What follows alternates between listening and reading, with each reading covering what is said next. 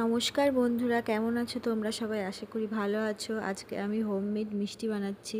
দেখো, এখানে দুধ কেটে ছানা করে নিয়েছি, আর এখানে নিয়েছি আমুল দুধের গুঁড়ো। এটাকে আমি ছানার সাথে মিক্স করছি। এখানে 3 প্যাকেট আমুল দুধের গুঁড়ো দেওয়া হয়েছিল।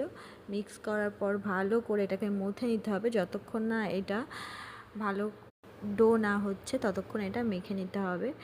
এরকম নরম হয়ে গেলে ভয় পাওয়ার কিছু নেই। হাতে একটু সাদা তেল দিয়ে এরকম যার যেরকম ইচ্ছা শেপ দেওয়ার সেরকম দিয়ে নিতে পারো। আমি একটু লম্বা দিয়েছিলাম। তারপর আমি এখানে উনুনে দুধ বসিয়ে দিয়েছি। তারপর একটু এলাচ দিয়ে দিলাম, এটাকে ফুটতে দেব। তারপর এর মধ্যে আমি দিয়ে দিয়েছিলাম আমুল দুধের গুঁড়ো 3 প্যাকেট মতো।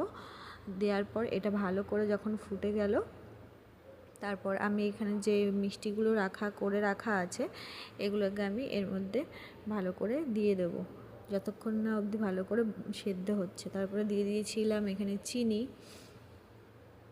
এরপর আমি এখানটায় আস্তে আস্তে মিষ্টিগুলো দিয়ে দিয়েছি। দেখো, এই যে ফুটে গেছে, এবার রেডি হয়ে গেছে, পুরোটাই সেদ্ধ হয়ে গেছে। এখন আমি এটা নামাবো। দেখো কেমন হয়েছে, তোমরা অবশ্যই জানিও, আর পারলে একটু ট্রাই করে দেখো, খুবই ভালো লাগবে। অল্প খরচে ভালোই হবে। বাই।